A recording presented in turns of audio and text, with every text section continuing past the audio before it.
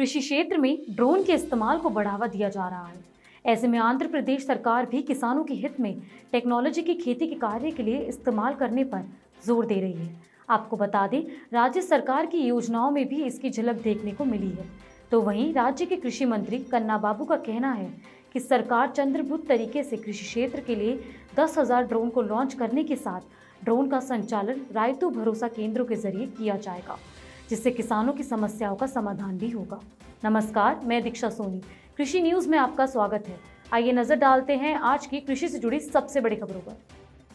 10वां कृषि दर्शन एक्सपो कृषि और किसान कल्याण मंत्रालय के कृषि सहकारिता विभाग NRFMTTI हिसार हरियाणा में 12 से 14 मार्च 2022 तक आयोजित किया जा रहा है, जिसका उद्देश्य निर्माताओं, सेवा प्रदाताओं, नीति निर्माताओं, सरकारी विभागों और संस्थानों को एक साथ आने और पारस्परिक व्यवसायिक लाभों के लिए भाग लेना है, जहां कई कंपनियों ने बढ़ चढ़कर हिस्सा भी लिया।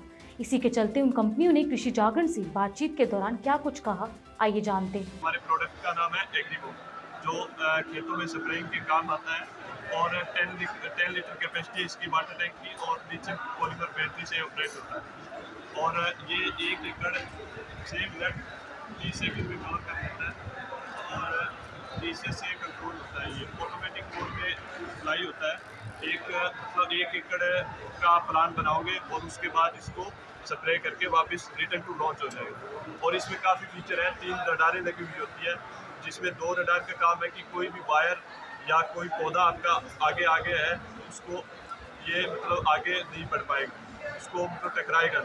और नीचे की रडार का जो काम है वह है कंट्रोल, बिल्कुल मतलब इक्वल डिस्टेंस, जो आपकी क्रॉप है, फसल है, उससे बिल्कुल इक्वल डिस्टेंस रखता है। हरियाणा सरकार योजनाओं का लाभ अधिक किसानों तक पहुंचा रही है, जिससे तकनीक और डिजिटाइजेशन में काफी मदद भी मिल रही है।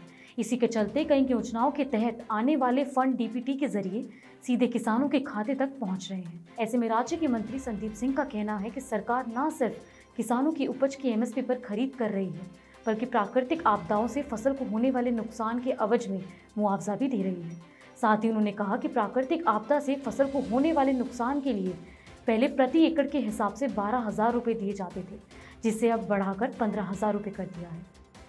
मध्य प्रदेश के मुख्यमंत्री शिवराज सिंह चौहान ने बुरहानपुर में मसाला फसलों के उत्पादन, प्रसंस्करण और प्राकृतिक खेती के प्रोत्साहन के लिए आयोजित राष्ट्रीय कार्यशाला को वर्चुअली संबोधित करते हुए कहा कि राज्य में मसाला फसलों की खेती और उनके एक्सपोर्ट में रिकॉर्ड कायम करने की कोशिश शुरू कर दी है, जिससे फसलों के विविधीकरण से किसानों का आर्थिक सशक्तिकरण संभव होगा। साथ ही उन्होंने कहा कि बुरहानपुर में मसाला फसलों के उत्पादन में विशेष स्थान बनाया गया है, जहां हल्दी, अदरक, धनिया, प्याज का बड़ी मात्रा में उत्पादन हो रहा है और अब केला, गन्ना और कपास में भी बुरहानपुर अग्रणी है।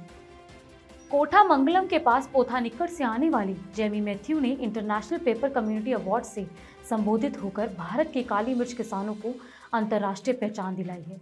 वहीं मैथ्यू ने स्पाइस बोर्ड के अवार्ड शो में कहा कि राज्य में काली मिर्च सहित अन्य मसाला फसलों के लिए काफ़ी संभावनाएं हैं। आपको बता दें, इंटरनेशनल पेपर है कि मैथ्यू ने कर्नाटक के शिमोग के लगभग 100 एकड़ में खेती की थी, जहां उनकी मुख्य फसलों काली मिर्च, रबड़, सुपारी और कॉफी थी। साथ ही उन्होंने कहा कि उनकी उच्च उत्पादकता के परिणाम स्वरूप उन्हें IPC की मान्यता मिली। पूर्वी क्षेत्रीय कृषि मेला 2022 डॉक्टर राजेंद्र प्रसाद केंद्रीय कृषि विश्वविद्यालय पूसा में कृषि अपशिष्ट के मुद्रीकरण द्वारा उद्यमिता विकास विषय पर 12 से 14 मार्च तक आयोजित किया जा रहा है, जिसका उद्देश्य ग्रामीण युवाओं के साथ कृषि उद्यमियों के रोजगार के अवसर और परिवर्तित करने के लिए प्रौद्योगिकियों का प्रदर्शन करना है। बता दें, इस प्रदर्शनी में कृषि जागरण की टीम ने भी हिस्सा लिया। मेले की विशेषता देखिए, जैसे अवशेष प्रबंधन की बात मैं कर रहा था और ख़ास करके हमने ये देखा भी है कि पुआल, धान कटने के बाद जो पुआल है उसको ज़्यादातर लोग जलाते हैं। इधर के क्षेत्र में तो कुछ जानवरों को खिलाते हैं, लेकिन हरियाणा और पंजाब और जो पश्चिमी उत्तर प्रदेश का क्षेत्र है वो ज़्यादातर लोग जलाते हैं। पुआल धान का ही नहीं बल्कि गेहूं के भी जो भूसे हैं और दूसरी फसलों के जो अवशेष हैं उसको भी जलाने का लोग काम करते हैं। और जो प्रदूषण है, प्रदूषण में भी इसका बड़ा योगदान है, जबकि बार बार राष्ट्रीय स्तर पर ये मुद्दा उठता है कि फसलों के जलने से भी तमाम तरह के कह सकते कार्बन का उत्सर्जन होता है, उसको कैसे कम किया जाए, ये भी इस मेले में दिखाने का प्रयास किया गया है। छत्तीसगढ़ के रायपुर में 11 से 14 मार्च तक फार्मटेक एशिया एग्जीबिशन का भव्य आयोजन किया जा रहा है, जिसका उद्देश्य कृषि उद्योग के हित अधिकारों के लिए सर्वोत्तम मंच प्रदान करना है, जहां कई कंपनियों ने बढ़ चढ़कर हिस्सा भी लिया। वहीं इसी के चलते उन कंपनियों ने कृषि जागरण से बातचीत के दौरान क्या कुछ कहा, आइए जानते हैं। बेसिकली सर, मैं पहले आपको फिनोलेक्स के बारे में बताना चाहूँगा। फिनोलेक्स कंपनी जो है, जो इस मार्केट में ओवरऑल 40 ईयर्स से हम हैं यहाँ पे। लगभग हमारी कंपनी 40 साल पुरानी है पीवीसी इंडस्ट्री में। स्टार्टिंग हम लोग वायर से किए थे, उसके बाद पीवीसी में आए। जो बेसिकली हमारे प्रोडक्ट जो रेंज है, सीपीवीसी है, कॉलम है, केसिंग है, रिजिड पाइप है और किसानों के लिए पूरे एग्रीकल्चर पाइप है। आप यहाँ पे देख सकेंगे सर, इसमें एग्रीकल्चर पाइप्स हैं जो खेत में जो बिछाने के काम में आते हैं किसानों को। उसके अलावा सर, ये हमारे कॉलम पाइप हो गई, जो डेमो देख रहे हैं पीछे लगा हुआ है डिस्प्ले में। ये कॉलम पाइप है जो प्रॉपर बोर के एप्लीकेशन के लिए यूज़ आता है।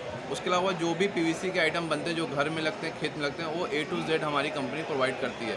यहाँ पे किसान लोग काफ़ी अप्रोच कर रहे हैं, जिनको क्या है, जो क्वालिटी लोग पीवीसी क्या है सर, मेनली 2 चीज़ से बना होता है, एक रेजिन और कैल्शियम से। अगर और फिनोलेक्स के पास खुद का रेजिन का प्लांट है, जो इंडिया में किसी कंपनी के पास नहीं है। एक हमारा प्लस पॉइंट है। और किसान जो है क्या, पीवीसी पाइप देखते हैं तो प्रीफर वो नहीं कर पाते हैं, क्या है, उनको सब पीवीसी एक ही टाइप का लगता है। लेकिन एक्चुअल में एक क्वालिटी बेस्ड प्रोडक्ट है। अगर क्वालिटी देंगे तो इसकी लाइफ 50 साल तक है, मोर देन 50 ईयर्स। अगर ये क्वालिटी इनकी अच्छी नहीं रहेगी तो ये 5 साल 4 साल में ही ख़राब हो जाते हैं पाइप। तो किसान लोग क्या है कि जो अभी एग्जीबिशन में आए, वो प्रॉपर समझे, जो बहुत परेशान थे, तो उनको हम लोग समझाए कि ये क्वालिटी है। और उनको जो हमारे जो किसान यूज़ कर चुके हैं उनके बारे में बताया। आप उनसे बात कीजिए, समझिए क्या है। बहुत अच्छा रिव्यू है किसानों का इसके बारे में जी।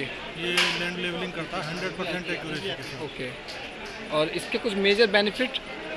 लेवलिंग है, लेबलिंग है। एक्यूरेसी के साथ लेवलिंग है। सर, इसका प्राइस क्या होगा? 3,50,000 3। और सर, अगर जैसे कि छोटे सीमांत किसान यहाँ पर आ रहे हैं तो उनके अकॉर्डिंग कुछ हाँ, उनके लिए सब्सिडी की स्कीम है सरकार। सब्सिडी किस्म? 40% से 50% टोटल कॉस्ट का सब्सिडी सरकार देती है। अच्छा, सरकार सब्सिडी देती है 40 से 50%। ये प्रोडक्ट जो है आपका इंडिया में हर जगह अवेलेबल है? नॉर्थ इंडिया में हर जगह अवेलेबल है। नॉर्थ इंडिया में हर जगह अवेलेबल है।